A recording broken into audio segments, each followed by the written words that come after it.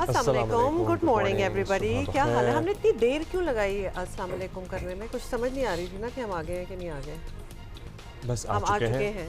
क्या हाल आ तो चुके हैं। अच्छा, I have a statement to make. आज कराची में कोई ऐसी गर्मी है and it is also humid.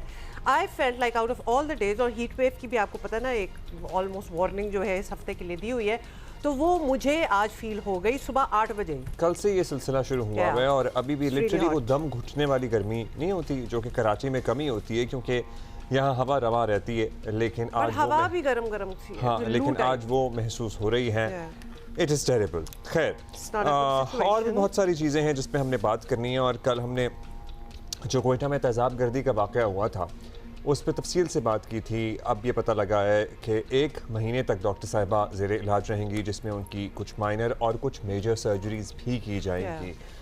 लेकिन ज़ाहिर है जहन में बहुत सारे सवालात आ रहे थे, बहुत सारे मामलात हैं जिस पर रोशनी डालनी चाहिए। लेकिन जो मरकज़ी मुल्ज़िम था, 2 घंटे के अंदर आनन फानन मुबैना पुलिस मुकाबले में उसका मारे जाना, क्या ये भी सवालात को जन्म देता है? मतलब ये बड़े क्वेश्चन मार्क्स उठा रहे हैं। ये तो बड़ा discussing this in the morning. Sorry but ये तो बड़ा इजी एस्केप हुआ उसके लिए, बहुत ही आसानी से। दूसरा ये कि पुलिस का ये कहना कि वो हमें जो था वो टारगेट कर रहा था और हमें अटैक कर रहा था या कुछ इस किस्म की बात हुई थी ना कल। How did he even have a gun? मतलब who was this lift operator who was so मतलब उसके पास हर चीज़ थी। और दूसरा बाय द वे आपने जो ऑपरेशंस वगैरह की बात की है ना, तेज़ाब जो है जब किसी पे तेज़ाब फेंका जाता है, और हमने कितने शोज़ इस पे किए हैं कि वो सीप करता रहता है अपनी स्किन के नीचे। आप जितना भी उसको रोकने की कोशिश करें ना, वो आपके अंदर वो इट कंटिन्यूज बर्निंग और वो लेयर्स आपकी बर्न करता रहता है। तो वो ये नहीं कि आपको सुपरफिशियल एक किसी ने थोड़ा सा फेंक दिया तो बस वो वहाँ तक रह जाएगा। It keeps going into your skin. Anyway, we'll talk about that later because और बहुत सी बातें भी हैं। और बहुत सी बातों में एक बात ये भी है कि ईरान और इसराइल एक दूसरे पर हमले रोकने का ऐलान कर चुके हैं, लेकिन दोनों जानिब से एक दूसरे को खबरदार किया जा रहा है, तंबीह की जा रही है कि अब हमला हुआ तो मजीद सख्त जवाबी कार्रवाई, मतलब एक और राउंड ऑफ सॉर्ट ऑफ हमले हो चुका है। ये अब अपने इख्तिताम को, लेकिन ये एक और राउंड भी पहुंच चुका है और अभी तक सीज़ फायर की दोबारा बातें ही चल रही हैं। कोई हतमी बात तो सामने आई नहीं है। सदर ट्रंप की अपील भी सामने आई थी, लेकिन उस पर इजरायली वज़ीर आज़म ने अपेरेंटली अमल नहीं किया। खैर, ईरानी फ़ौज की जानिब से कहा गया है कि इजराइल के खिलाफ फ़ौजी ऑपरेशन रोक रहे हैं, लेकिन अगर इजराइल ने लेबनान पर दोबारा हमला किया तो सख्त जवाब देंगे। इजरायली ओहदेदार ने भी ईरान पर हमले रोकने की तस्दीक करते हुए कहा है कि ये इक़दाम ट्रंप की दरख्वास्त पर किया है। इसराइली वज़ीर आज़म नेतन्याहू ने टेलीविजन इंटरव्यू में हालिया हमलों पर कहा कि पहले तेहरान ने हमले शुरू किए, हमें जवाबी कार्रवाई करना पड़ी। ईरान ने दोबारा हमले करने की गलती दोहराई तो पूरी क़ुव्वत से जवाब देंगे। अच्छा, ये भी वो चीज़ है कि दोनों एक दूसरे पे कह रहे हैं कि पहल किसने की थी। हालांकि ईरान का यही कहना है कि उन्होंने बैरूत में उन्होंने किया अटैक, और उसके बाद हमने जो है वो जवाबी कार्रवाई जो थी वो हमारी तरफ से हुई है। तो ये बातें भी एक दूसरे के खिलाफ हो रही हैं। अच्छा, अभी इत्तेफाक नहीं हुआ, कोशिशें जो हैं वो जारी हैं कि कोई seize fire in name only ना हो, एक्चुअली सीज़ फायर जो है वो रहे, और उसका मतलब है कि all your weapons should be seize, जो वो ना चले। रूसी खबर एजेंसी के मुताबिक आपको बता दें कि अक़वाम मुत्तहिदा में ईरान के सफ़ीर अमीर सईद इरवानी ने कहा है कि मुसव्वदे और गुफ्तगू का तबादला पाकिस्तान के ज़रिए किया गया है और जंगबंदी के मुसव्वदे में लबनान समेत तमाम इलाकों को शामिल किया जाएगा। और अमरीकी नायब सदर जेडी वैंस का कहना है कि ईरान के साथ मुज़ाकरात में अमरीका अपने अहदाफ हासिल करने के लिए अच्छी पोजीशन में है। 2 महीने से हम ये अच्छी पोजीशन देख रहे हैं। कौन सी ये पोजीशन? ईरान संजीदा तजावीज़ पेश कर रहा है। अगर मुआहदा हुआ तो अमरीकी अवाम के लिए एक बड़ी कामयाबी होगी। सदर ट्रंप ने नेतन्याहू पर वाज़े कर दिया है कि ईरान के खिलाफ जंग की सूरत में खुद को मैदान में अकेले पाएंगे। अमरीकी सदर ने कहा है कि इजरायली वज़ीर आज़म से रब्ता करके वाज़े अल्फाज में कहा है कि ना ही नई जंग चाहता हूँ, ना ही ग्रीन सिग्नल दे सकता हूँ। ईरान के खिलाफ इजरायली फ़ौजी हमलों में कमी लाने में कामयाब रहा और कशीदगी में कमी लाने के लिए 5 इलाकाई ममालिक ने भी रब्ता करके इजरायली वज़ीर आज़म पर दबाव डालने की दरख्वास्त की थी। ये सदर ट्रंप की तरफ से फिर बाद में बताया गया ना। सो ये सारा कुछ हो गया। अच्छा, हाँ बिल्कुल, हम इस पर बात करेंगे, लेकिन यही एपिसोड, मतलब मोर और लेस यही एपिसोड हम 2 बार डिस्कस कर चुके हैं और अपनी आंखों के सामने इन चंद महीनों में देख चुके हैं लेकिन ऑन द अदर साइड दुनिया के लिए जो माशी मसाइल बने हुए हैं वो भी अपनी जगह है। फिर ईरान में जो अपना अफरात ज़र का मसला बना हुआ है, 77% अफरात ज़र रही है in the month of May. So वहाँ पे भी तारीख की बुलंद तरीन इन्फ्लेशन अब देखी जा रही है। सो उसके अपने स्टार्ट हैं और वो भी हकीकी हैं। तो इसलिए मतलब वो जंग को मुकम्मल तौर पे ख़त्म बंद हो जाना और ख़त्म हो जाना ये दोनों के मफाद में है। Iran definitely is in a very dire state as well. Ejaz Chaudhry साहब हमारे साथ हैं, सीनियर सफारतकार हैं, साबिक सेक्रेटरी खारजा हैं, हमारे शो का हिस्सा हैं। और एजाज़ चौधरी साहब गुड मॉर्निंग, क्या हाल है आपका? ये सीज़ फायर के हवाले से बताएं, do you even consider this a seize fire, जहां हर रोज़ आप सोचें कि अप्रैल में जब सीज़ फायर हुई और अब आज हम जून में बैठे हैं, कोई 3000 से ज़्यादा छोटे मोटे बड़े छोटे हर किस्म के हमले जो हैं वो इजराइल की तरफ से लबनान पे हो चुके हैं।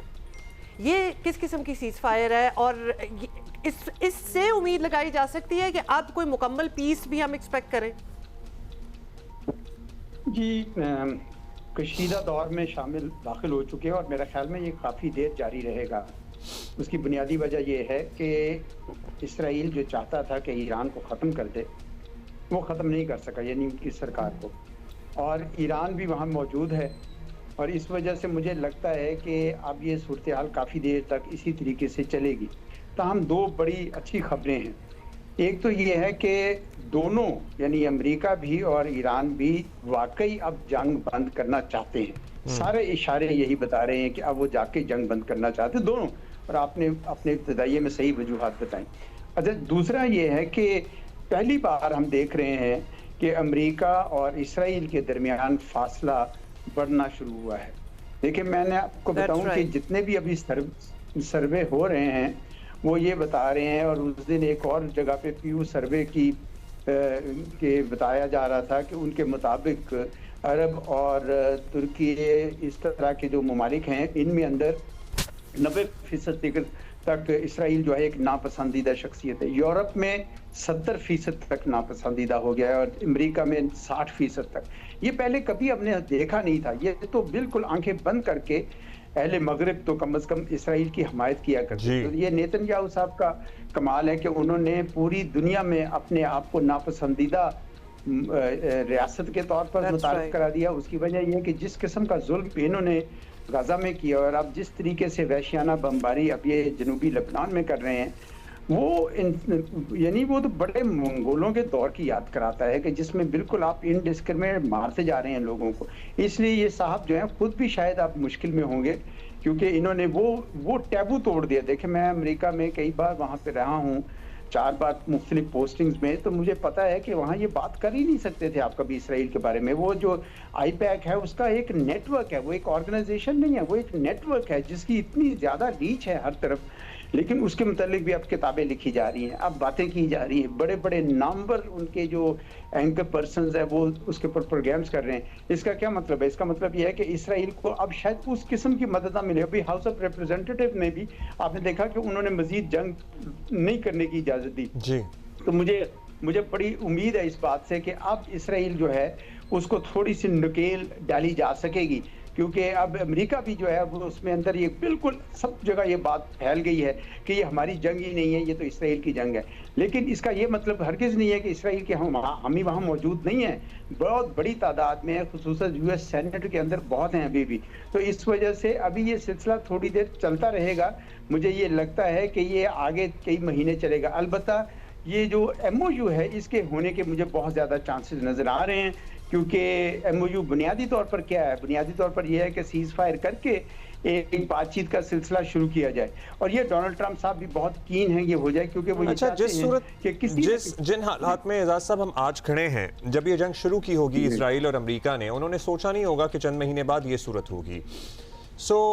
अब ईरान ने जिस तरह आपको रिएक्ट भी किया और जिस तरह से स्ट्रेटेजिकली प्ले आउट किया, चाहे वो स्ट्रेट ऑफ हॉर्मुज़ को लेकर हुआ या दीगर मामला जिस तरह हैंडल किए, ना उनकी रिजीम को कोई फ़र्क पड़ा, उस तरह इत्तेहाद भी उनका कायम है, ना इंटरनल कोई दंगे शुरू हुए।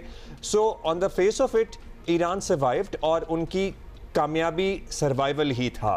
क्या लगता है आपको इस जंग के या MOU के होने के बाद, जंग के खात्मे के बाद रीजनल डायनामिक्स क्या चेंज होंगे, हो गए हैं ऑलरेडी हो गए हैं? देखिए, बहुत सारे अरब ममालिक जो हैं, जो पहले ईरान को अपना दुश्मन ज्यादा और इसराइल को अपना दुश्मन कम समझते थे, अब उनकी सोच में भी तब्दीली आ रही है।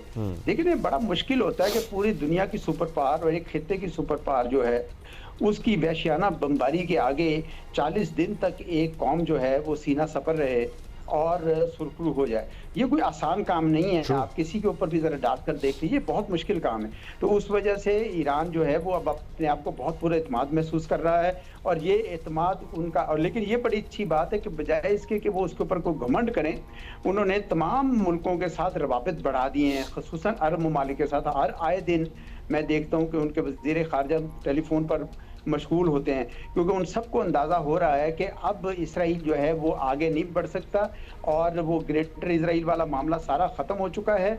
अब ये मुमकिन है कि अरब और अरब ममालिक और ईरानियों को कोई ना कोई आपस में एक लिव एंड लेट लिव का, पुरअमन बकाए बाहमी का कोई ना कोई अरेंजमेंट करना पड़े और वो एक नया यानी एक खित्ते का एक नया आर्किटेक्चर होगा, सिक्योरिटी आर्किटेक्चर कह ले उसको, जिसके अंदर पाकिस्तान, तुर्की भी शामिल होंगे, शायद रूस और चीन भी शामिल होंगे, अमेरिका का भी शुरू में महदूद किरदार होगा। जी एजाज चौधरी साहब, अभी लेटेस्ट आज हम देख रहे थे, बल्कि कल परसों से ये बात भी हो रही है न्यूयॉर्क टाइम्स में कि बायोलॉजिकल वेपन्स जो हैं वो इजराइल की तरफ से यूज हो रहे हैं इन लेबनान। वाइट फॉस्फोरस जो है which is a band substance, मतलब वो जब इग्नाइट होती है तो उसको बुझाना बहुत मुश्किल होता है, वो पॉपुलेटेड एरियाज में वो फेंक रहे हैं। एक तो जंग बंदी और जंग वाला सिलसिला चल रहा है, एक वॉर क्राइम्स का साथ साथ चल रहा है, दुनिया देख रही है। उस हवाले से ऑन द साइड लाइन्स कुछ नहीं हो सकता? ठीक है, जब इनकी पीस होगी, जब बातचीत इनकी होगी, कोई डील होगी, दैट्स अनदर स्टोरी। वो आज हो, कुछ महीनों बाद हो, वो साइड पे रख दें। लेकिन साथ साथ जो इजराइल कर रहा है पूरी दुनिया देख रही है और ह्यूमन राइट्स एक्टिविस्ट बोल रहे हैं इस पे, इस हवाले से कुछ नहीं हो सकता? बैनुल अक़वामी बरादरी तो पहले ही अपना फैसला कर चुकी है। ICC ने उसको वॉर क्रिमिनल दिया हुआ है, कई मुल्क उसको दाखिल होने पर उसको गिरफ्तार कर लेंगे। इवन न्यूयॉर्क के मेयर कहते हैं कि न्यूयॉर्क में भी अगर आएंगे तो गिरफ्तार हो जाएंगे। अमेरिका उनके पीछे खड़ा है, इसराइल के, वो आहिस्ता सिलसिला शुरू हो गया है। अगर अमेरिका की खत्म हो गई उसको आशीर्वाद, तो फिर देखें इसराइल जो है वो इस किस्म के सारे घिनौने काम नहीं कर सकता। न्यूयॉर्क टाइम्स में इससे पहले भी एक और खबर भी आई कि ये जासूसी कर रहे हैं अमेरिका के ऊपर, यानी जो नेगोशिएशंस कर रहा था ईरान के साथ अमेरिका, उसके ऊपर ये जासूसी कर रहे थे। तो मेरा ख्याल में आहिस्ता आहिस्ता खबरें, हालांकि आप सोच भी नहीं सकते थे कि न्यूयॉर्क टाइम्स में ये खबरें भी नशर होंगी इसराइल के बारे में। जी जी जी, तो इसलिए मुझे लगता है कि हवा बदल रही है। ठीक है, अभी बहुत तेज नहीं बदली लेकिन बदल रही है, इसलिए हमें थोड़ा पूरी उम्मीद रहना चाहिए। और ये जितने भयानक और एट द हाईएस्ट लेवल अगर पब्लिकली ये बताया जा रहा है कि हाँ जी हमने मना किया है, हम सरजनिश कर रहे हैं, हमने डांट पिलाई है या बातें सुनाई हैं, तो ये इट इज अनप्रेसिडेंटेड। बहुत शुक्रिया आपका एजाज साहब, thank you, that is all the time we have sir today.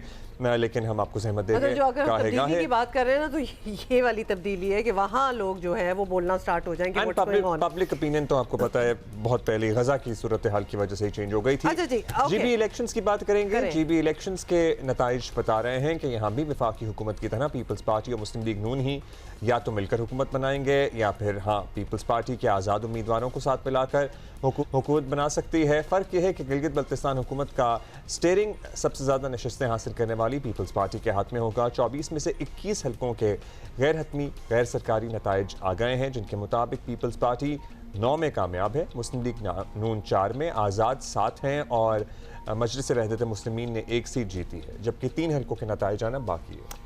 आपको ये भी बताएं कि वज़ीर आज़म शहबाज शरीफ कल ऐवान सदर पहुंचे। गिलगित बल्तिस्तान में अक्सरियती जमात बनने पर शहबाज शरीफ ने सदर आसिफ जरदारी और बिलावल भुट्टो जरदारी को मुबारकबाद दी। वज़ीर आज़म ने मुस्कुराते हुए कहा कि नौजवान बिलावल ने हमसे बेहतर इंतखाबी मुहिम चलाई है, और इस पर आसिफ जरदारी ने मुस्कुराते हुए जवाब दिया, आखिर बेटा किसका है। मतलब ये तो पूरी कॉफ़ी टेबल टॉक हो गई। गिलगित बल्तिस्तान में हुकूमत बनाने के लिए 17 अरकान की हिमायत दरकार होती है, और इसलिए 7 आज़ाद उम्मीदवार जो हैं वो किंग मेकर का किरदार जो है वो अदा कर सकते हैं। और आज़ाद उम्मीदवार हमेशा बड़ी अच्छी उसमें पोजीशन में होते हैं, स्पेशली इफ़ दे विन। वज़ीर आज़म शहबाज शरीफ का पीपल्स पार्टी को इलेक्शन में बरतरी पर मुबारकबाद देना एक इशारा हो सकता है कि मुस्लिम लीग नून गिलगित बल्तिस्तान में खुद हुकूमत बनाने की कोशिश नहीं करेगी। और दूसरी तरफ ये भी बताएं, इनफैक्ट ज़राए बता रहे हैं कि पीपल्स पार्टी ने बजट मंजूर करवाने में वफाकी हुकूमत का साथ देने का ग्रीन सिग्नल दे दिया है और 18वीं तरमीम में तब्दीली मामला जो है तो जब आएगा वो तब आएगा। फिलहाल हुकूमत का सबसे बड़ा मकसद आने वाला बजट पर पीपल्स पार्टी से मोहर लगवानी है और वो भी अब 10 के बजाय 12 को होगा। तो वो आगे चलिए, आपको पता 7 से शुरू हुई थी बात, रिमेंबर दैट। अच्छा जी, कमर ज़बान कायरा रहनुमा पाकिस्तान पीपल्स पार्टी हमारे साथ मौजूद है। बहुत शुक्रिया कायरा साहब। कायरा साहब, पीपल्स पार्टी ने गिलगित बल्तिस्तान इलेक्शन में बड़ी कामयाबी हासिल की और अब अक्सरियती जमात बनकर आप निकले हैं। एक दिन पहले तक तो आपके कुछ शिकवे शिकायत भी थी, तो अब पार्टी समझती है कि इलेक्शन फ्री एंड फेयर हुए, नताइज से मुतमईन हैं आप लोग? देखिए, हम इलेक्शन को एक बेहतर इलेक्शन कह सकते हैं। इसमें बहुत सारे शिकवे शिकायतें रही और जो शिकायतें हमारी थी वो हमारी नहीं थी, वो वाकई ग्राउंड पे ऐसा था कि फॉर्म 25 इशू नहीं हो रहे थे, पोलिंग स्टेशन तब्दील किए गए और वोटर लिस्टों में तब्दीलियां थी। ये बात अपनी जगह मुतबर, लेकिन हमने जब इस मामले की को एजुटेट किया तो उसके ऊपर फिर अमल दरामद शुरू हो गया और फिर फॉर्म 45 भी इशू होना शुरू हो गया और उसके बाद निस्बतन अब बेहतर सूरत हाल है। हमें अब देखना यह है कि हमारे जो कैंडिडेट्स ने रिकंसिलिएशन के लिए रिजल्ट, रिकाउंटिंग के लिए और रिकंसाइल करने के लिए रिजल्ट जो पोस्टल बैलेट है वो भी अब जारी है अमल। तो हमें तवक्को है कि जिस तरह बाकी अमल बेहतर रहा, इस प्रोसेस को, इस मरहले को भी बेहतर तरीके से निपटाया जाए। ओके कायरा साहब, गॉट इट। ये बताइएगा, इंतखाबात का मरहला ऑब्वियसली मुकम्मल होने के बाद अब हुकूमत साजी की बारी है और एक रास्ता तो ये है कि जिस तरह इस्लामाबाद में पीपल्स पार्टी और मुस्लिम लीग नून ने मिलकर हुकूमत बनाई है, ऐसी ही गिलगित बल्तिस्तान में भी बन जाए। दूसरा ये है कि आप आज़ाद उम्मीदवारों के ज़रिए हुकूमत बनाएं, मतलब ये ऑप्शंस हैं, और नून लीग अपोजिशन में ही रहे। तो आपकी नज़र में कौन सा रास्ता जो है वो ज़्यादा बेहतर होगा? देखिए, इससे पहले आज़ाद कश्मीर के अंदर ये तजर्बा हुआ लेकिन वो कामयाब नहीं रहा, उसका नुकसान हुआ है। लोगों की नुमाइंदगी करते हुए एक सेट ऑफ जमातों का या एक सेट ऑफ पीपल जो है उनको हुकूमत चलानी चाहिए और एक सेट को जो है उसको हुकूमत के ऊपर नजर रखते हुए एक बेहतर अपोजिशन करनी चाहिए। यही बेहतर हुकूमत बनाने का स्टाइल होता है। सो हमें वज़ीर आज़म साहब ने भी हमारी अक्सरियत को रिकग्नाइज करते हुए मुबारकबाद दी है और हम बुनियादी तौर पे यही समझते हैं कि पीपल्स पार्टी आज़ाद मेंबरान के साथ मिलके या जो अदरवाइज थोड़े वोट लेके जमातें आई हैं उनके साथ और अपनी हुकूमत बनाएगी। हमारे अपने भी वोट जो हैं वो इस वक्त 9 और 10 के हैं, लेकिन हमारे 4-5 सीटों पे अभी रिकाउंटिंग और जो पोस्टल बैलेट का मरहला है उसमें हमें तवक्को है, क्योंकि मार्जिन बहुत थोड़े हैं, कहीं 20-25 का है, कहीं 100-150 का है, तो वो भी बेहतर हो रिजल्ट आ सकते हैं। और हम बाकी लोगों के साथ ज्वाइन करके भी इंशाअल्लाह ताला अपनी हुकूमत बनाएंगे। और जो दूसरे नंबर पे आई है जमात, उसको चाहिए कि वो एक बेहतर अपोजिशन, वो हुकूमत के ऊपर नजर रखे और हुकूमत की कारकर्दगी को बेहतर बनाने में अपना रोल अदा करे। इत्तेहाद के इम्कान को आपने मुस्तरद किया है, आपने कहा एक ही जमात को हुकूमत करनी चाहिए, यही बेहतर तरीका हुक्मरानी होता है। कायरा साहब, पीपल्स पार्टी ने इलेक्शन गिलगित बल्तिस्तान के हुकूक दिलवाने, ज़्यादा खुद मुख्तारी दिलवाने के नारे पर लड़ा। क्या जल्द आने वाले अब दिनों में हम आईनी तरमीम में इसके लिए कुछ होता हुआ देखेंगे या अभी वक्त लगेगा आप लोगों को? देखिए, पीपल्स पार्टी ने कोई नया नारा नहीं दिया। एक तो पीपल्स पार्टी सारी कौमों की शनाख्त और हुकूक की बात करती है।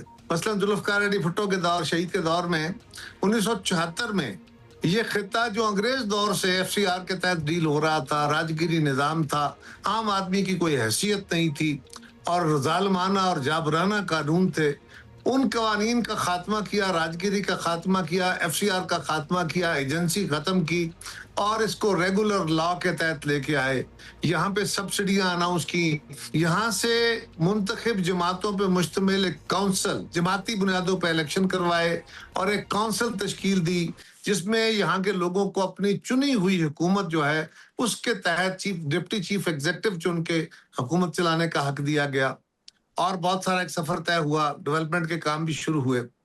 फिर आसिफ जरदारी साहब की हुकूमत आई 2008 में उनकी क़यादत में, तो हमने गिलगित बल्तिस्तान एम्पावरमेंट ऑर्डर दिया जिसपे एक सूबे का पूरा निजाम आ गया, चीफ मिनिस्टर आ गए, गवर्नर आ गए, उनके अपना पब्लिक सर्विस कमीशन आ गया, उनकी अपनी अदालतें आ गई, उनका अपना इलेक्शन कमीशन आ गया। अल्लाह हाजिल क्यास एक पूरे सूबे का सेटअप आ गया। अब एक मरहला बाकी रह गया है और वो उनका आईनी तशख़्ख़ुस है जो पिछला तसलसल है खिदमत का या इजहार का, और हमने इनको नाम भी गिलगित बल्तिस्तान पीपल्स पार्टी नहीं दिया। सो हम ये वादा कर रहे हैं और आज नहीं कर रहे, इससे पहले भी किया कि ये हम ही हैं, पीपल्स पार्टी है जो इस वादे को भी इंशाल्लाह ताला पूरा करेगी। खैरा साहब, अब चंद हफ्तों बाद, और हम आपसे ये पूछना चाह रहे थे कि कश्मीर के इलेक्शन भी होने हैं और वहाँ पीपल्स पार्टी और मुस्लिम लीग नून एक दूसरे के खिलाफ इलेक्शन लड़ने जाएंगी, या अगर गिलगित बल्तिस्तान में कोई सेटलमेंट हो जाती है, तो आपने कहा कि ऐसा नहीं होगा, तो कश्मीर के इलेक्शन इत्तेहाद की सूरत में भी लड़े जा सकते हैं, ये ऑप्शन भी है, क्या सोचा है? मेरा ख्याल है कि हमें अपने अपने इलेक्शन लड़ने हैं और अपने ही इलेक्शन लड़ने चाहिए और लोगों को चॉइस देनी चाहिए कि कौन सी जमात को देना चाहते हैं। हम अलायंसेस भी करते रहे हैं, इस वक्त भी हम फेडरल गवर्नमेंट में उन्हें सपोर्ट कर रहे हैं। मैं मुस्तकबिल के किसी अलायंस को रूल आउट तो नहीं कर सकता क्योंकि ये जमहूरी अमल का हिस्सा होते हैं, लेकिन हमें लोगों को बेटर चॉइस के लिए दोनों जमातें, तीनों चारों जितनी जमातें भी हैं, सारी अवाम के पास जाएं, अपना मंशूर, अपनी चीजें अवाम के सामने रखें और लोगों को बेहतर फैसला करने का मौका फराहम करें। यही बेहतर तरीका है। जी, आपने कहा अलायंसेस के इम्कान को मुस्तरद तो नहीं कर सकता, लेकिन अपने अपने ही लड़ने चाहिए। अलायंसेस इससे पहले कोई खास कामयाब हुआ नहीं, कश्मीर की आपने माजी की मिसाल दी थी। Thank you for your time. आपको बताएं कि पाकिस्तान वनडे क्रिकेट टीम के कप्तान शाहीन शाह अफरीदी को टेस्ट टीम में शामिल नहीं किया जाएगा और क्रिकेट बोर्ड ने फैसला कर लिया है ये। और देखा जाए तो ये कोई बड़ा सरप्राइज़ भी नहीं है क्योंकि शाहीन शाह अफरीदी की फ़िटनेस पर कुछ अरसे से संजीदा सवालात जो थे वो उठ रहे थे और पाकिस्तान क्रिकेट बोर्ड ने लाहौर में 49 खिलाड़ियों को कैंप में दावत दी है, जिसमें से 22 खिलाड़ी टेस्ट और 27 खिलाड़ियों को वनडे और T20 कैंप के लिए मुंतखब किया गया है। अच्छा जी, वाइट बॉल टीम का कैंप 18 सितंबर, जबकि रेड बॉल के खिलाड़ियों का कैंप 10 जुलाई तक चलेगा। वेस्ट इंडीज़ के दौरे के लिए मुमकिन तौर पर कैंप 15 जुलाई से शुरू होगा। शाहीन शाह अफरीदी को टेस्ट टीम के कैंप में मुंतखब नहीं किया गया है। ज़रा ये बता रहे हैं कि इन्हें दौरा वेस्ट इंडीज़ और इंग्लैंड के लिए ज़र गौर नहीं लाया जाएगा। शाहीन शाह अफरीदी का नाम ऑल्दो वाइट बॉल कैंप के लिए 27 खिलाड़ियों में शामिल है। शाहीन शाह अफरीदी ने आखिरी टेस्ट मई 2026 में बांग्लादेश के खिलाफ मीरपुर में खेला था, जहां पाकिस्तान को बांग्लादेश के हाथों 104 रन से शिकस्त का सामना करना पड़ा था। और इस पूरे टेस्ट में शाहीन अफरीदी ऑफ कलर नजर आए थे। वो बमुश्किल 134 किलोमीटर की रफ्तार से गेंद करवा पाए। यही वजह है कि सिलहट के दूसरे टेस्ट में फास्ट बॉलर को ड्रॉप करके खुरम शहजाद को टीम में शामिल किया गया था। ये है सूरत हाल। सिकंदर बख्त हमारे साथ हैं। Let's talk to Sikandar. Sikandar, fitness पे तो हम बात करते रहे हैं शाहीन शाह अफरीदी की, और हम इस पे भी बात करते रहे हैं कि विच format of cricket should he be a part of. तो ये फैसला सही हुआ फिर? नहीं, अभी तक फैसला हुआ कहाँ है? पीसीबी की तरफ से ऐलान थोड़ी हुआ।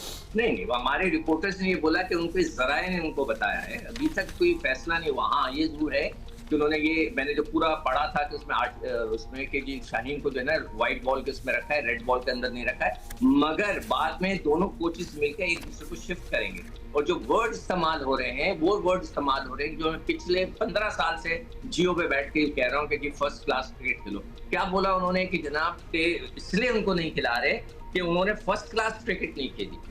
अब बताइए कि ये बात आप लोग गवाह हैं कि मैं कब से कह रहा हूँ कि इन लड़कों को फर्स्ट क्लास क्रिकेट खेलनी चाहिए, और आप लोग गवाह हैं कि मैंने बताया आप लोगों को कि माइक हैसन ने मुझे बोला कि कोई लड़का डोमेस्टिक क्रिकेट खेलने नहीं जाएगा, इसलिए कि सब लीग खेलने जाएंगे। अब ये बताइए, उनका कोच खुद ही अगर बात कर रहा है तो फिर आप किस जुर्म की सजा दे रहे हैं उसको, शाहीन को, कि हम मतलब इस तरह ऐलान कर देना कोई अच्छी बात तो नहीं है कि आप खड़े होकर ऐलान कर दे भाई तुम्हें तो हमने निकाल दिया टेस्ट टीम से, अब तुम टीम में नहीं आओगे इसलिए कि तुम फर्स्ट क्लास क्रिकेट नहीं खेल रहे। ऐसा नहीं होता। ये क्या तरीका होता है किसी अच्छे प्लेयर को, आपका कप्तान है, मतलब देखिए हमारा एक रेगुलर प्लेयर। अच्छा, वैसे सिकंदर आपसे पूछना है मुझे, आपने माइक हैसन की मुताद्दिद दफ़ा हमें पहले भी ये बात बताई भी है कि खिलाड़ी डोमेस्टिक नहीं खेलेंगे या लीग खेलेंगे, ये किसका काम है? ये फर्द वाहिद का एक फैसला है या पूरा बोर्ड एक बैठा हुआ है या सिलेक्टर्स भी इसमें शामिल हैं या खिलाड़ी की अपनी भी एक से है, क्योंकि वो भी तो क्रिकेट जानता है ना? कॉल तो सिलेक्टर्स की नहीं होनी चाहिए। देखिए बात असल ये है कि मैं बार बार एक चीज कह रहा हूँ, आप लोग सुनते हैं कि मैं क्या कहता हूँ, सिस्टम क्रिएट करें। माया सिस्टम नहीं है। अगर माइक हैसन ने जब उस वक्त ये बात की थी, उधर अलीम डार ने मुझे सपोर्ट किया था, आकिब जावेद थे वहाँ पर, सरफराज थे वहाँ पर, अजहर अली थे वहाँ पर, और एक और लड़का जो असद शफीक, ये सब थे। किसी ने नहीं कहा कि यार ये क्या कह रहे हो आप, लड़कों को खेलने दो क्रिकेट। सब खामोश बैठे हुए। सिर्फ अलीम डार ने मुझे सपोर्ट किया कि नहीं जी ये बिल्कुल सही कह रहा है, डोमेस्टिक क्रिकेट खेलेंगे तो लड़के बनेंगे। नहीं कोई नहीं खेलेगा, सब लीग खेलने जाएंगे। तो ये फैसला, तो ये चीजें तो क्रिकेट बोर्ड को। अब क्रिकेट बोर्ड में कौन लोग हैं? ये लोग हैं जो क्रिकेट चलाते हैं, जिनके मैंने अभी नाम लिए, और इसमें वहाब रियाज भी शामिल होंगे। ये लोग क्रिकेट चलाते हैं। बाकी जो क्रिकेट बोर्ड में है उनको क्रिकेट का नहीं पता। मैं ये बात बार बार कह चुका हूँ कि वहाँ पे जो डोमेस्टिक क्रिकेट है वो कमिश्नर है, एक प्राइम मिनिस्टर हाउस से आया हुआ है, एक कोई और ग्रेड 15 है, कोई 17 है, 19 है, 20 है, वो एडमिनिस्ट्रेशन के लोग हैं जो एडमिनिस्ट्रेशन करना चाहते हैं। उनको एडवाइस कौन देगा? क्रिकेटर्स देंगे। वो यही क्रिकेटर जब आपको एडवाइस नहीं दे रहे हैं और अब ये कह रहे हैं कि जी उसने फर्स्ट क्लास क्रिकेट नहीं खेली, वो कहते हैं कि जी उनके 43 टेस्ट मैच हैं, 43 इनके फर्स्ट क्लास मैचेस हैं, जिसमें से 34 टेस्ट मैच हैं। तो 9 इन्होंने अब तक जो है जो रेगुलर जो क्रिकेट होती है फर्स्ट क्लास की, जो 4 रोजा, वो 9 खेले, तो बहुत कम है। अच्छा सिकंदर, अब ये बताएं कि जो सिस्टम की आप बात कर रहे हैं, अगर तो सिस्टम कोई बन जाता है तो क्या उसमें ये बेहतर रहेगा कि जो रेड बॉल के लिए सिलेक्ट हुए हैं वो डोमेस्टिक खेलें, मतलब वो अपने 4 दिन और वो सारे वो करें, और जो वाइट बॉल के लिए वो perhaps could go and play league, मतलब कोई इस किस्म की भी सजेशन हो सकती है? नहीं ऐसे नहीं होता। देखिए अभी ऑस्ट्रेलिया की टीम आई थी, हार गई। आप उसको कह रहे हैं बी टीम है, सी टीम है, यही कह रहे हैं ना, कि कोई कहता है ये बी टीम थी, एक सी टीम थी। उन्होंने उनकी पर थी तो नेशनल टीम ही ना, अब वो तो अपने मुल्क को ही रिप्रेजेंट कर रहे थे। हाँ मैंने डेटा निकाला, उन्होंने 1000 सारे लड़कों ने 1004 फर्स्ट क्लास मैच खेले, और हमारी टीम ये लिखी हुई है उन्होंने 400 खेले, यानी कि इतने 594 600 मैच खेले। 400 मैचों का फर्क है। हमारे के डोमेस्टिक के लड़के क्या? अच्छा वैसे एक बात बताएं, डोमेस्टिक के लड़के जो हैं, जो परफॉर्म करते हैं, उनको इतने मौके नहीं मिलते जितने उन्हें मिलने चाहिए। हम और आप इसी प्लेटफॉर्म पे गुज़श्ता 10 साल से ये बात कर रहे हैं, मतलब we have been speaking about it. Domestic में लड़के परफॉर्म करें, उनको जाना चाहिए, ज़्यादा खेलना चाहिए, तो फिर हमारी नेशनल टीम में आएंगे और लंबा चलेंगे। सो ये बात कितना मुश्किल है इम्प्लीमेंट होना कि अब तक हो नहीं पा रही है, या फिर जो ऑलरेडी लड़के डोमेस्टिक सर्कल में हैं वो आर परफॉर्मर्स, क्या उनके लिए मौके मैसर हैं? Are they considered in every series? देखो ये जो बात की है ना, ये मैं कब से कह रहा हूँ कि अभी इस साल का वो ले लें। इस साल जो है एक लड़के ने टॉप किया, विकेट कीपर बैट्समैन, ठीक है, 1000 रन किए, उसको आपने नहीं लिया। आपने उस लड़के को लिया जिसने एक कायद-ए-आज़म ट्रॉफी का मैच खेला था, यानी कि जितना पूरी जिंदगी में माइक हैसन ने खेला उसने सीजन में 1 खेला। उसको आपने रखा इसलिए कि वो सिलेक्टर का चहीता था, सिलेक्टर के क्लब का था, तो उसने उसको रख लिया। तो ये भी तो ज्यादती है। अब कौन देखेगा ये बात? भाई ये जो ग्रुप मैंने 5-6, मैं देखिए बड़ों को नहीं कह रहा इसलिए उनको क्रिकेट का नहीं पता, ये जो 5-6 लड़कों का ग्रुप है, टोला है, इसको मैं कह रहा हूँ इनको ये चीजें देखनी चाहिए ना कि डोमेस्टिक क्रिकेट में जो लड़के परफॉर्मर, एक लड़का था शाहजेब, मैंने यहाँ लिख कर रखा हुआ है, शाहजेब खान ने 3रे नंबर पे उसका रन, उसका नाम ही नहीं है कैंप में। उसने अंडर 19 में पाकिस्तान टीम को लीड किया था, जिसने भारत को हराया था आज से 2 साल पहले। तो उसके पूरे जियो पे चल रहा था कि वो क्या खाना खाते हैं, क्या पीते हैं, और उस लड़के को जिसने 800 से ज्यादा रन किए हैं उसको नहीं रखा है। अभी तक तो मैंने नाम नहीं देखा। कल जो मैं पढ़ रहा था, पूरी लिस्ट बना रहा था, उसमें उसका नाम ही नहीं है शाहजेब का। तो ये बात से तो फिर ये साबित हो रहा है सिकंदर के टैलेंट, जो हम कहते नहीं जी हमारे पास टैलेंट की कमी, हमारे पास टैलेंट एक्चुअली ओवरलोड है, हम उनको मौका नहीं दे रहे, दैट्स इट। नहीं देखिए, हमें सिस्टम क्रिएट करना पड़ेगा। अभी मैं पढ़ रहा था सोशल मीडिया पे, यूनुस खान को ला रहे हैं, हफीज को ला रहे हैं, फलाह को ला रहे हैं, संगाकारा को वहां से बैटिंग कोच ला रहे हैं। कुछ नहीं होगा सर, कुछ नहीं होगा जब तक आप सिस्टम नहीं क्रिएट करेंगे कि लड़कों को पता हो कि हम ये खेलेंगे तो आगे बढ़ेंगे। जब तक कुछ नहीं होगा। आखिरी मुझे नहीं पता आपके पास कितना टाइम है, मैं एक एडवाइस और रिक्वेस्ट करना चाहता हूँ। यही टाइम है, बस यही टाइम है। मैं ये रिक्वेस्ट करना चाहता हूँ कि सर आपके पास 50 दिन है, चले 10 दिन निकल गए, 40 दिन रह गए, आप कैंप लगाएंगे, कैंपों से कुछ नहीं होता। आप इसके अंदर एक क्वाड्रेंगुलर सीरीज करवा दें जो कि 4 टीमों की होगी। मैंने पूरा उसका ड्रॉज भी बना लिए हैं। आप जो टॉप लड़के हैं डोमेस्टिक क्रिकेट के, उनसे क्रिकेट मैच कराएं प्रॉपर, उसको एक फर्स्ट क्लास का स्टेटस दें। चाहे 4 बजे, गर्मी ज्यादा है, 4 बजे शुरू करें, रात को खत्म करें। पिंक बॉल आईसीसी ने कह दिया है ताकि वो नजर आ सके, आप पिंक बॉल से खेलें। लड़कों को ये 4 रोजा मैच खिलाएं बिफोर द टेस्ट मैचेस। आपके पास इंग्लैंड तक कोई व्हाइट बॉल की क्रिकेट नहीं है, खिलाएं। इन सारे लड़कों की 4 टीमें बनाएं, इनको खिलाएं।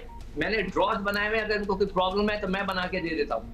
बिल्कुल उनको क्रिकेट मैच खिलाएं जो कि फर्स्ट क्लास का स्टेटस हो, सब सिलेक्टर बैठ के देखें, वहां से लड़कों की फॉर्म भी मैच खिलाएं, एक्चुअल मैचेस होने चाहिए। That's a very good suggestion. Camp में क्या होता है अब्दुल्ला मैं बताऊं, कैंप में क्या होता है, हाथ ऐसे कर लो, हाथ ऐसे कर लो, इधर से बॉल कर लो, उधर से बॉल। और ये 1-2 दिन तो हो जाएगा, ये क्या 1 महीने ही तो नहीं चलता रहेगा ये चीज? हाँ 1 महीने तो आपके पास टाइम है। मोहसिन नकवी साहब देखें, पूछें, आप अपने बड़े बस आपकी आवाज पहुंच गई, देख रहे होंगे वो और सुन भी लिया होगा आपको। नहीं वो पहुंच जाती है, मुझे पता है। उनके पास टाइम है, हमारे पास अभी कम है। Thank you so much. Thank you for being.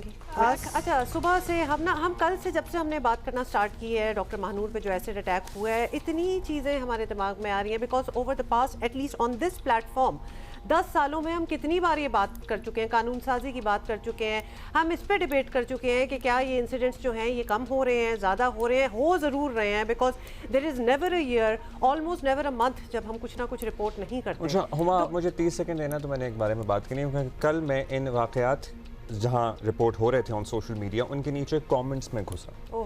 ठीक है।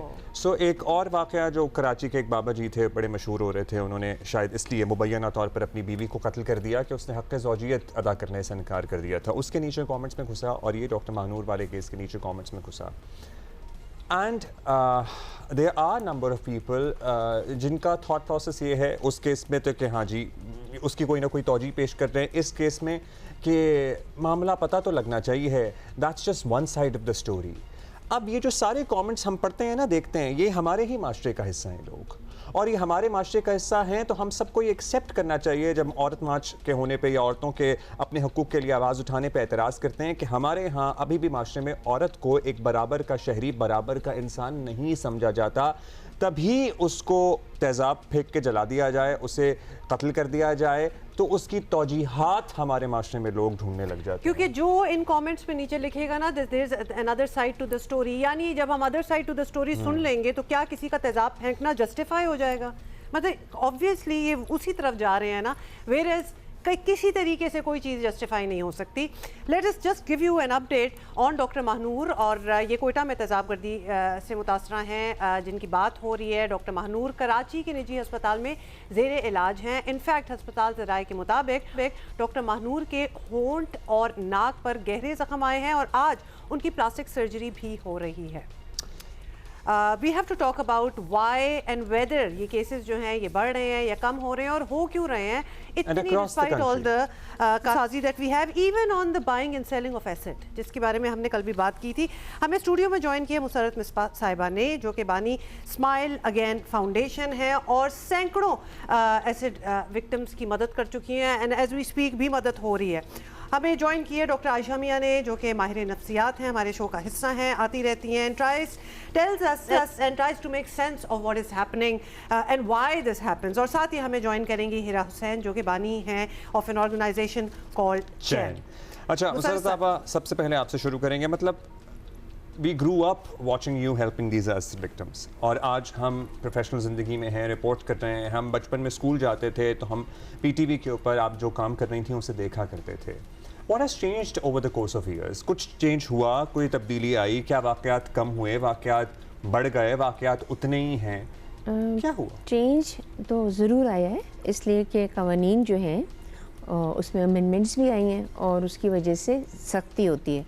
मतलब अगर परपेट्रेटर पकड़ा जाएगा तो उसकी सज़ाएँ यकीनी हैं और केस को 2 महीने में ख़त्म भी करना है। ठीक है, टाइम बाउंड कर दिया है, तो उससे जो है वो सही होता है। डिटरेंट कायम हो नहीं पा रहा है क्योंकि कोई ना कोई ऐसे वो लोग लूप होल निकलते हैं 2 साल 3 साल 7 साल, ठीक है, लेकिन जिस बच्ची के ऊपर डाला गया है उसकी तो पूरी ज़िंदगी है। वो तो for life. If she is 14 years old तो ज़िंदगी उसकी कहाँ रही, इफ़ शी इज़ 25 उसकी ज़िंदगी कहाँ रही, वो उसे छीन लिया। ऐसे लोगों को ना कम सज़ा दी जाए और ना बाहर भेजा जाए कि जी आप 7 साल गुजार लें फिर आप जा सकते हैं, निकाल सकते हैं। चोर तो फिर डाकू बन जाता है ना निकलने के बाद।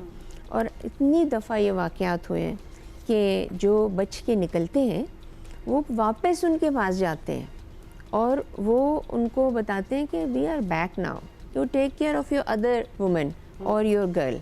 ये तो अब वो फिर जाके ये तो ऑनगोइंग प्रोसेस है, ये तो कभी उससे ट्रॉमा से निकलेंगी ही नहीं। तो ये अनफॉर्चुनेटली रिपोर्टिंग हो रही है, लेकिन बड़े शहरों में और छोटे टाउन्स में, लेकिन जो बिल्कुल ही गरीब एरियाज़ हैं जहाँ पर कोई किसी हुकूमत की रिट कायम नहीं है, वहाँ पर जो है वो बच्चियाँ जो हैं वो जलाई जाती हैं, तेज़ाब फेंका जाता है और उसके बाद जो है they are just left to rot like vegetables और कुछ नहीं। मतलब जो अस्पतालों में या ऑर्गेनाइजेशंस या जैसे आपके पास पहुंच गई वो पहुंच गई, otherwise this is your fate and that is how you will live for life. जी डॉक्टर आयशा, आपसे भी ये बात करना चाहते हैं। अब मुसरत मिसबा साहिबा भी ये कह रही हैं और हमें भी ये लगता है कि रिपोर्टिंग एक्चुअली अब हो रही है, ज़्यादा केसेस भी सामने आते हैं और ज़्यादा ढकी छुपी बात भी नहीं रहती, वो खुद ही रिपोर्ट हो जाती है बात की जी यहाँ एसिड अटैक हुआ है। डिटरेंस नहीं हो रही, हाउएवर खौफ नहीं आ रहा लोगों में। मतलब this is still a weapon of choice for all the jilted man out there कि जी मुझे ना की है और किस तरह मुझे इन्होंने डिनाई किया और हम जी सबसे पहले तो तेजाब पे ही जाएंगे। And perhaps it's very convenient and easy, वो उनके पास पड़ा होता है, कोई मसला ही नहीं है लेना। बिल्कुल। सो मैम मुसरत आपा ने भी जैसे बोला कि हम उनको लाइक कॉन्सिक्वेंस दे देते हैं, पनिशमेंट हो जाती है, बट दे कम बैक। सो इस चीज़ को मल्टीपल एरियाज में देखने की ज़रूरत है। एक तो we are not a mentally well society, तो हम किस तरीके से अपने मर्द हजरात को, how are we raising them, क्यों इस किस्म से उनको रेज किया जा रहा है, वेयर दे फील एंटाइटल्ड कि व्हाटएवर इज अवेलेबल, जो कुछ भी दुनिया में है वो मेरे लिए है, और अगर मुझे नहीं मिल रहा है या I am not happy with whatever is coming then I can forcibly take it, और मैं नहीं अगर ले पा रहा तो फिर I can hurt the other person. So I think कि we have to think way back कि हाउ आर वी, स्कूलों में क्या पढ़ा रहे हैं, उसमें क्या पढ़ा रहे हैं कि राइट्स क्या हैं, हर इंसान के क्या राइट्स हैं, human rights which is man women everyone has equal rights. So वो वहां से भी बात शुरू करने की जरूरत है। और दूसरा जो हमारी जेलों में हो रहा है, लेट्स से वो अगर जेल चले भी जाते हैं तो वहां पे are they going through any kind of reformative justice, उनका कोई रिफॉर्म हो रहा है कि नहीं, कोई उनके साथ बैठ के उनको सिखा रहा है, समझा रहा है कि जो उन्होंने किया वो गलत किया, सही किया, किस वजह से ठीक नहीं था, so that when they come out of their they are better human beings or at least thoughtful या reflective human beings। But I feel कि जेलों में और भी ज्यादा उनको शय दी जाती है, जेलों में उनके साथ जो मुश्किल वक्त प्रॉबली गुजरा होता है जो हमारे जेलों में होता है, तो उनको और ज्यादा ये फील होता है कि अब तो मेरे साथ ये जेल में हुआ है तो मुझे जाके और ज्यादा बदला लेना है, बदला लेना है। बदले का बदला। अच्छा मुसरत आपा, आपसे सर्टनली ये जानना चाहेंगे, आपने हजारों बच्चियों के साथ काम किया, लड़कियों के साथ काम किया, what is the life like of N acid victim? उसकी जिंदगी कैसे गुजरती है? उसकी ख़त्म है, वो रोज़ाना जीती है, रोज़ाना मरती है। दे वेरी सुसाइडल, उनको मेंटल हेल्थ और उनकी काउंसलिंग करनी चाहिए, लेकिन अनफॉर्चुनेटली उनके घर वाले जो हैं वो कहते हैं, अगर हम बुलाते हैं कि भाई सेशन है डॉक्टर के साथ, फैमिली के साथ हो, तो कहते हैं सड़ गई है, पागल नहीं हुई है, यानी कि जल गई है, पागल नहीं है, इसको जब भी बुलाएं जब ऑपरेशन करना है आपने। सो ये जो कॉन्सेप्ट है ना, हमें अपने घर के अंदर से शुरू करना है। जो बच्चों की तरबियत है, बेटी और बेटे के साथ माँ बाप का शऊर में आना, खुदा न खास्ता ये वाक़या हो गया है तो आप उसको हिम्मत ये दें कि आप नॉर्मल हैं, आप काम कर सकती हैं, आप उठें, आप पढ़ें। वो लोग बस उसको चाहते हैं, शायद छुपना चाहते हैं, शायद वो छुपना सामने चाहते आना हैं, नहीं क्योंकि लोगों का जो रवैये होते हैं, जो मेंटालिटी है लोगों की, वो किसी लड़की को देख के जो कि जली हुई है और वो बाइकिया राइडर है तो उसको देख के अफसोस करते हैं, ये नहीं कहते शाबाश, we are proud of you. तो ये तमाम चीज़ें जो हैं हमें शुरू से लेके आखिर तक लेना चाहिए। अब जबकि जैसे डॉक्टर महानूर का केस है, ठीक है, इसने एक मीडिया हाइप पकड़ी है, इसके हवाले से बच्चे बच्चियाँ, vloggers and bloggers and influencer सब कोई ना कोई कमेंट दे रहे हैं। आपके कमेंट से ना तो उसका ऑपरेशन हो सकेगा और ना जो है उसकी जो वजूहात थी वो पता चल सकेगा। हाँ, आपकी कमेंट से और आगाही में तो उसको पॉजिटिव लेके और उसको इस तरह से करें कि इसको ख़त्म करना है। ये नहीं करना है कि हाय बेचारी we are with you Mahnoor और आज से हम एक मुहिम शुरू कर रहे हैं। किस चीज़ की मुहिम शुरू कर रहे हैं? जाएं गांव में, बैठे लड़कियों के पास, उनके साथ टाइम गुजारें, उनको उनके हुकूक बताएं। इफ़ दे आर अनफॉर्चुनेटली अगर तालीम का फुकदान है, मसाजिद तो मौजूद है ना हर जगह पे, वहाँ पे मौलाना साहब महीने में एक दफ़ा कोई खुतबा दे दें ख़वातीन के लिए, उनकी इज़्ज़त और एहतराम के लिए।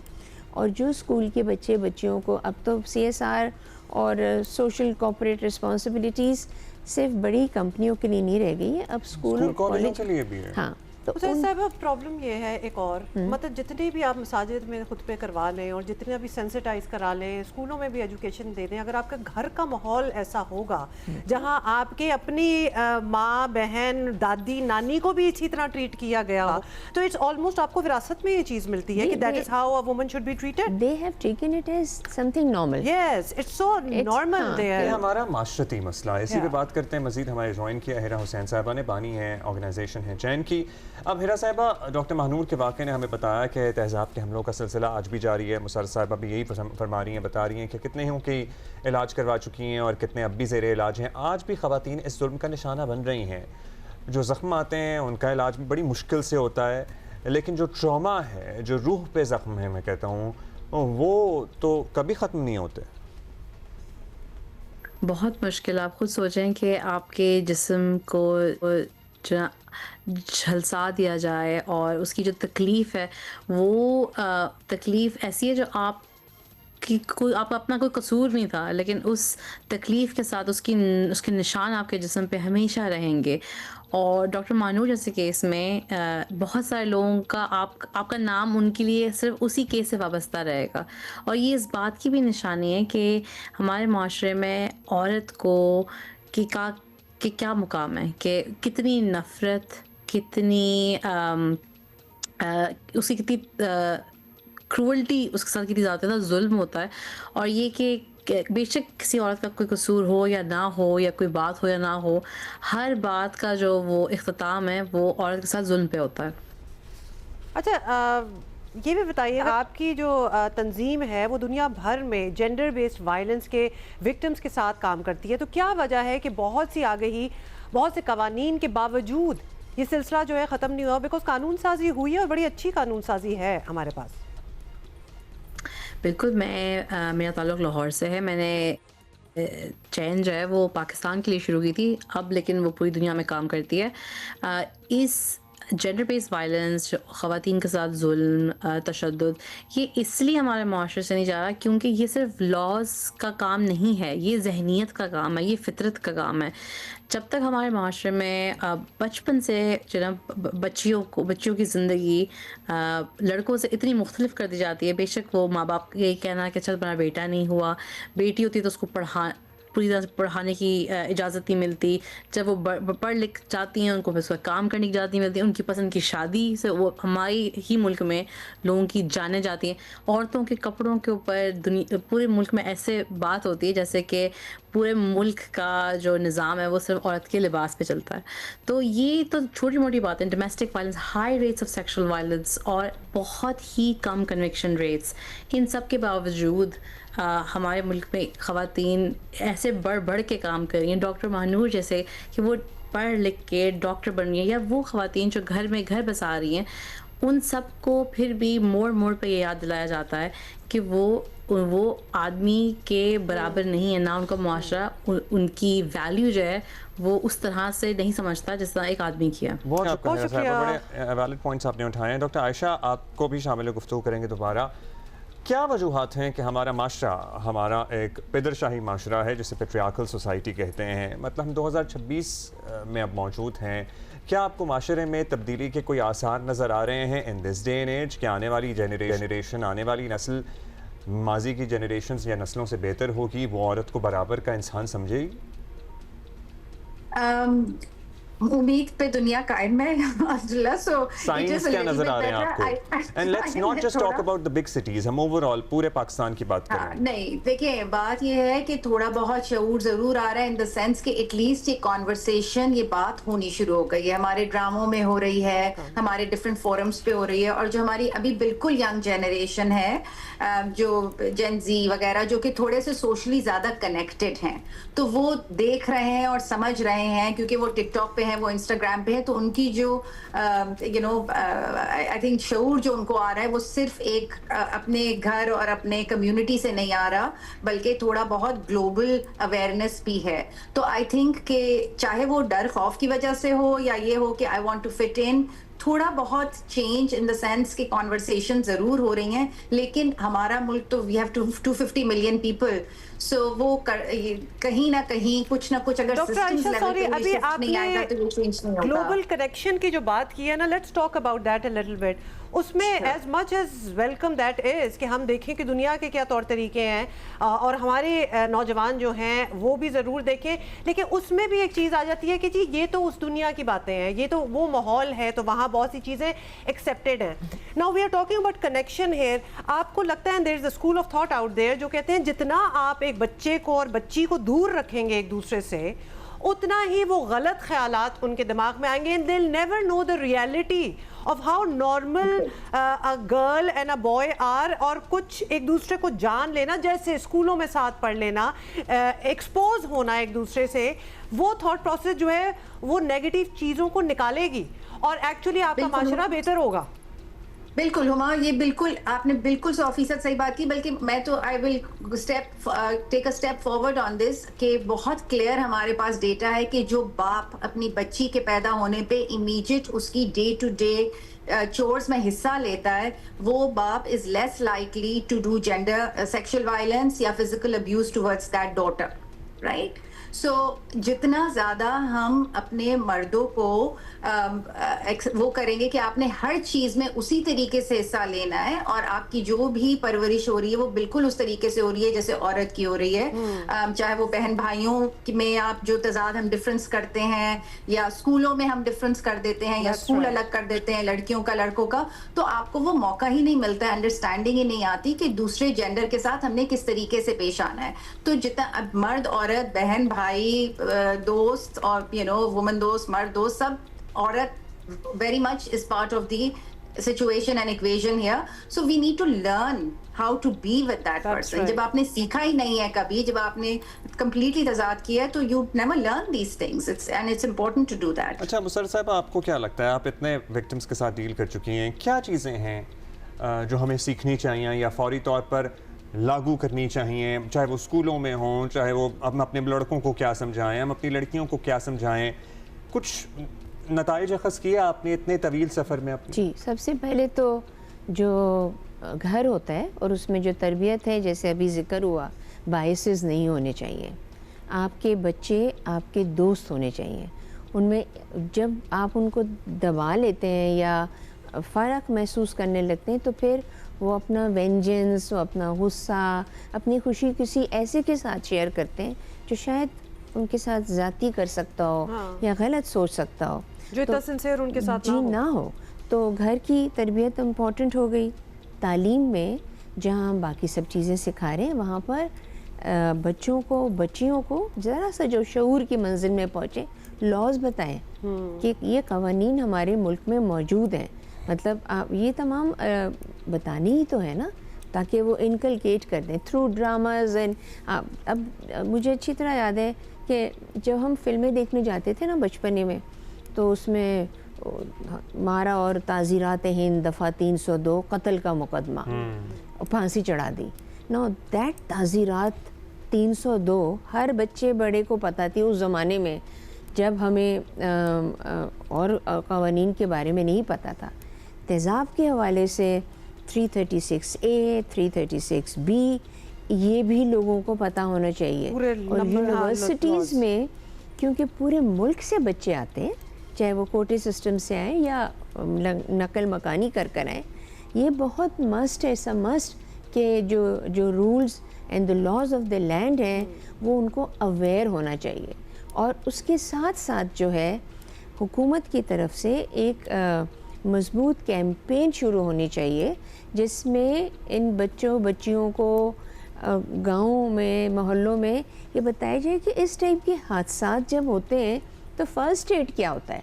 यानी अब डॉक्टर से पहले क्या करना है? आपने इतने विक्टिम्स के साथ क्योंकि काम किया इसलिए बताएं। पानी, क्योंकि अब जैसे उस बच्चे ने मानूर को अपना कोट पहना दिया और वो भी कोट जल के कबाब हो गया, ठीक है, और उस बच्चे को इतनी उसकी जो फ्यूम थी वो खुद भी जल गया। और आपने उसका सीन देखो, वो अपना सर मार रहा था, उसको इतनी तकलीफ हो रही थी।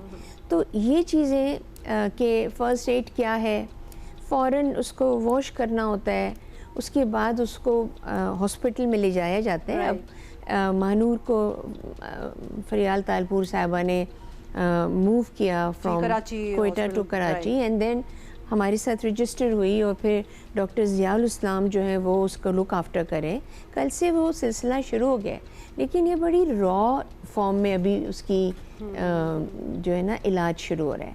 When it starts getting dry, फिर कॉन्ट्रैक्चर्स होते हैं, चेहरे के खदोखाल बदलने लगते हैं, वो बहुत तकलीफ दे होता है उन बच्चों के लिए भी, बच्चियों के लिए भी।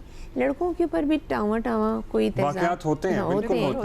और तो मगर जनरली स्पीकिंग ख़वातीन के लिए, बिकॉज ख़वातीन और बच्चियाँ, ये औरतें जो हैं the weakest link in any family. किसी को बदला लेना है, किसी को वहाँ नहीं हुई, किसी ने जहेज़ के ऊपर, किसी ने बेटियों का पैदाइश के ऊपर, इन सब को मतलब ये वो सारी चीज़ें जो कि तालीम के साथ साथ कुरान में बहुत ओपन लिखी गई है। That's right. इतना हुकूक हैं औरतों के लिए, तो ये चीज़ें ज़रूरी हैं।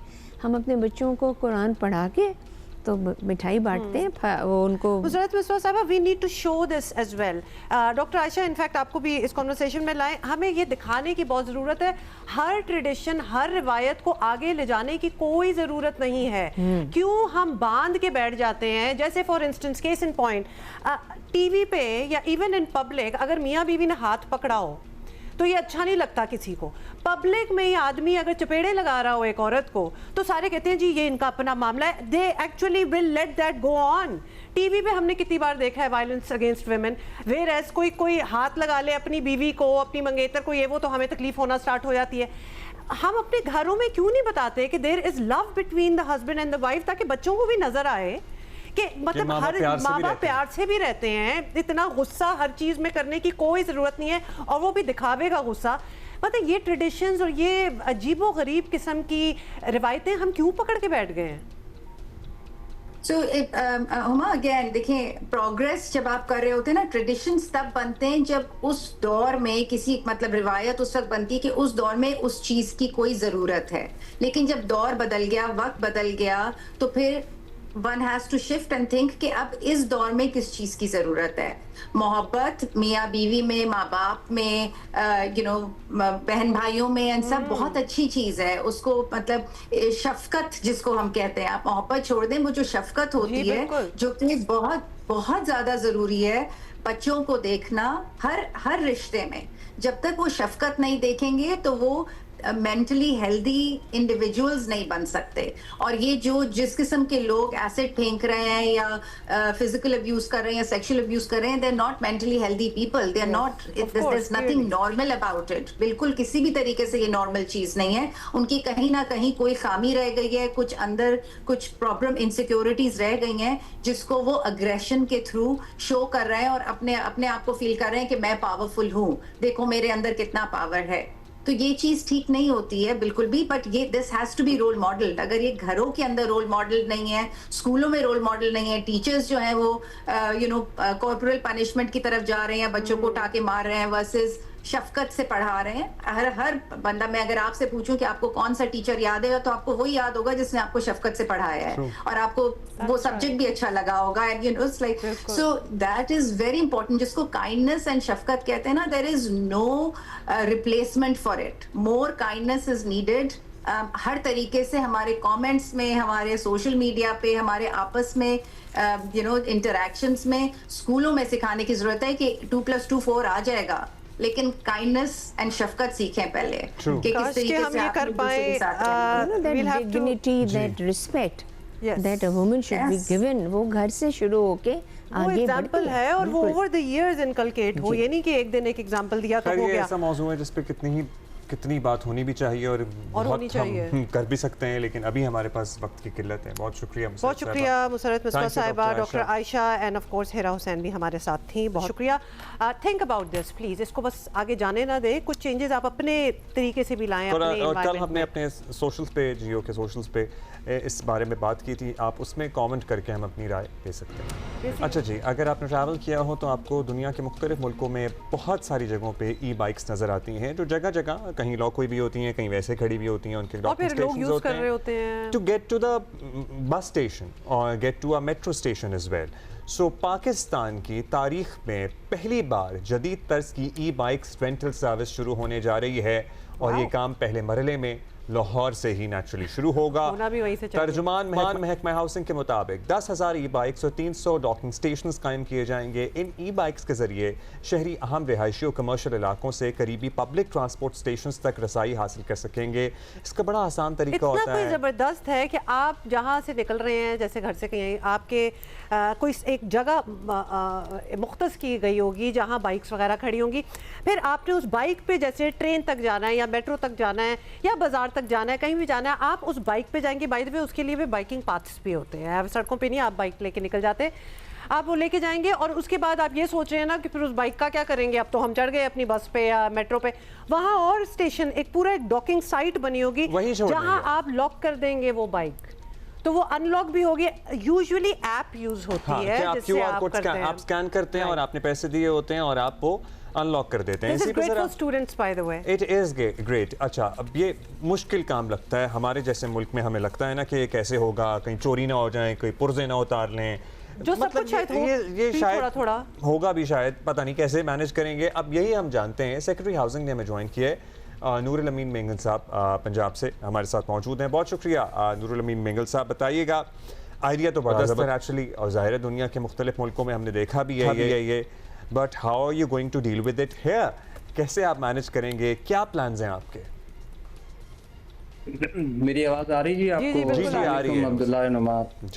देखें जी, आपको पता है जिस तरह चीफ मिनिस्टर पंजाब यहाँ पे एग्रेसिवली काम कर रही हैं, एनवायरनमेंट को, स्मोक को कि जो यहाँ पे एक बहुत बड़ा मसला है पंजाब में और स्पेशली लाहौर में, उसमें देयर आर मल्टीपल इनिशिएटिव, जिसमें से ये एक इनिशिएटिव है कि जिसमें हम फेज़ 1 में 10,000 के करीब ई बाइक्स हैं, और ये जैसे आप बाहर के मुल्कों में जाते हैं तो एक ऐप आप डाउनलोड करते हैं, और आप अनलॉक करते हैं ई बाइक को, उसके बाद फिर आप एक स्टेशन से दूसरी स्टेशन पे आप जाते हैं। और यहाँ पर भी जो हम फोकस कर रहे हैं वो पार्कों को कर रहे हैं, हस्पतालों को कर रहे हैं, जो पब्लिक सेक्टर यूनिवर्सिटीज़ हैं उनको, मेट्रो स्टेशंस हैं, जो हमारा ऑरेंज लाइन है, और जो बाकी और ये सिर्फ ई बाइक्स नहीं, आप देखें ई बसेस भी आई हुई हैं यहाँ पे, ई बाइक्स स्टूडेंट्स को भी दे रहे हैं। इसके अलावा जो है वो इसके अलावा जो दूसरा बड़ा है वो प्रोजेक्ट जो कि वो है लंग्स ऑफ लाहौर प्रोजेक्ट भी है, जो कि अभी लॉन्च करें। उसमें 22 लाख के करीब दरख्त हैं जो कि हमने बड़े प्लान्ड वे में, जो यहाँ की लोकल जो स्पीशीज़ हैं, हमारे फलदार या फूलदार जो पौधे हैं, दरख्त हैं, वो भी हमने लाहौर का जो रिंग रोड है उसके जो उसका 100 किलोमीटर प्लस है उस पर हम वो भी लॉन्च कर रहे हैं। तो ये ई बाइक्स वाला जो पहला फेज़ है, इसमें 10,000 बाइक्स हैं और 300 इसकी डॉकिंग स्टेशंस हैं, जो कि, और इसमें मज़े की बात है कि इसमें हमारी कोई इन्वेस्टमेंट नहीं है, इसमें गवर्नमेंट रुपया भी खर्च नहीं कर रही है। अराउंड ये 10 बिलियन का प्रोजेक्ट है, जिसमें प्राइवेट सेक्टर को हम सिर्फ डॉकिंग स्टेशंस के लिए हम उनको ज़मीन दे रहे हैं, और इसके फेज़ 2 में जो है वो 50,000 बाइक्स हैं और 300 डॉकिंग स्टेशंस हैं, और इसको फ़िलहाल हम लाहौर में पायलट कर रहे हैं, लेकिन पंजाब के जो बाकी बड़े 5 शहर है वो फेज 2 में हम लेके जा रहे हैं। थोड़ा सा अगर नूरुल अमीन साहब, अगर आप थोड़ा सा एक्सप्लेन कर सके for people who are watching us, जब ये हो जाएगा so what do you have to do?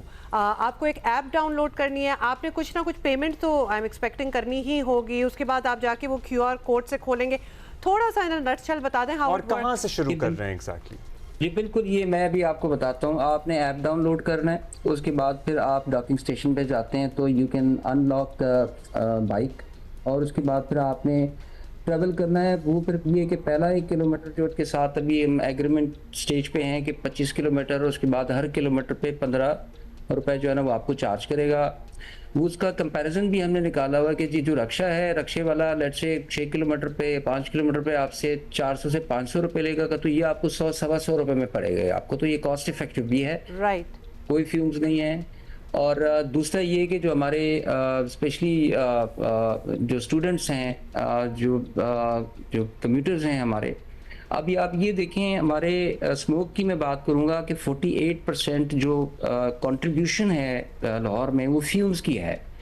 अच्छा, उसमें जो सबसे ज़्यादा जो ये रिक्शे, चिंचिया और 55 लाख के करीब यहाँ पे बाइक्स हैं जो कि यहाँ पेट्रोल इस्तेमाल करते हैं और हमारे एनवायरनमेंट को ये पोल्यूट कर रही है। तो ये एक कदम है, एक स्टेप है इन दी राइट डायरेक्शन गवर्नमेंट का, और इसमें जो है वो दिस इज़ द स्टार्ट, और ये इंशाल्लाह इसकी भरपूर ओनरशिप है गवर्नमेंट की तरफ से भी। चीफ सेक्रेटरी साहब भी बड़ा इसको क्लोजली मॉनिटर कर रहे हैं, CM इसको क्लोजली मॉनिटर कर रही हैं, और इंशाल्लाह बहुत जल्द आपको ये बाइक्स इंशाल्लाह क्या टाइमलाइन है नूर साहब आपके जहन में? ये कब तक मुकम्मल हो जाएगा? By the end of this year, by the start of next year? कब हम ये एक्चुअल देखें स्टेशंस और बाइक्स लाहौर की सड़कों पे? इसमें वी सी के मैं कोशिश तो कर रहा हूँ कि इसको हम 6-8 महीने में करें, बट वी सी के 1 साल तक तकरीबन लग जाएगा। लेकिन लेट्स गेट इट स्टार्टेड। इसका फेज़ 1 जैसे ही लॉन्च होता है तो हम साथ साथ फेज़ 2 पे भी इसके हम काम करेंगे। जो बाकी 5 शहरों में फेज़ 3 में हमने लेके जाना है, वो भी इंशाल्लाह हम उस पर भी पैरेलल हम काम करें। और हमारे खत्ते के अपने चैलेंजेस हैं। यहाँ पे हमारे साइड मिरर चोरी हो जाते हैं, और मतलब टायर भी उतार के कभी कोई ले जाता है, गटर के ढकने तक चोरी होते हैं। तो how are you going to deal with all that? Was my question to them also. ये तमाम बाइक्स इंश्योर्ड हैं, और दूसरा ये कि जब आप आते हैं, ऐप डाउनलोड करते हैं, तो आप जो है ना फिर आपने अपनी आइडेंटिटी वहाँ पे शो करनी होती है, यू आर ऑन रिकॉर्ड। और दूसरा ये कि पंजाब में तमाम शहरों में इस वक्त सेफ सिटीज़ हैं जो कि लगी हुई है, ठीक है। तो ठीक है, वो रिस्क भी है, लेकिन ये तमाम बाइक्स जो है ये इंश्योर्ड हैं, और इसमें कंपनी पे ही इसका है, और वो होंगी, ये टीथिंग प्रॉब्लम्स में आएंगी, आपको के इशूज़ हैं। आप ठीक कह रहे हैं, हमारी सोसाइटी में ऐसे लोग हैं, लेकिन ये कि वो चूंकि इंश्योर्ड हैं और बाकी गवर्नमेंट भी उनके साथ है, CCTV कैमरास भी हैं, 2-4 बंदे पकड़ के हमने ये आपने जो CCTV कैमरास वाली बात की है ना, और सेफ सिटी, ये डिटरेंट है। मतलब खौफजदा अब जरा लोग होना स्टार्ट हो गए हैं, because they know they will be caught. And all the bikes, तमाम बाइकों का डेटा आपके इर्द गिर्द वो ऐप में मौजूद होता है। So I'm sure that the app would also have the data, जो बाइक लेके जा रहा है वो कहाँ तक लेके जा रहा है, कहाँ पे जा रहा है, जिस तरह ऑनलाइन गाड़ियों की। नूरुल अमीन मेंगल साहब, thank you so much for being with us this morning. अच्छा, इस पूरे ऑपरेशन को कोई 1 साल लग सकता है, but how exciting is it? मतलब हम वरना बहुत सी ऐसी इनोवेटिव चीज़ें देखते हैं बाहर के मुल्कों में, सुनते हैं, अब तो सोशल मीडिया के थ्रू सब कुछ देख भी लेते हैं, और फिर हम सोचते हैं हमारे यहाँ कब होगी, but then it is our responsibility to take care of it and use it responsibly. अच्छा जी, मौके पर एक ट्रिब्यूट दे रहे हैं पाकिस्तान के रिकॉर्ड साज हॉकी प्लेयर और penalty corner specialist Sohail Abbas को इनकी 51वीं सालगिरह पे कहेंगे हैप्पी बर्थडे सर। और देखिए इनके कुछ यादगार गोल्स। अच्छा, आलमी हॉकी में 348 सबसे ज़्यादा गोल्स का रिकॉर्ड भी इनके पास है। ज़बरदस्त। अच्छा जी, so we just wanted to wish him a happy birthday, और टाइम हमारा ख़त्म हो गया, so we are going to see you इंशाल्लाह tomorrow. Have a great day. Stay away, please, shade में रहें, धूप से बचें।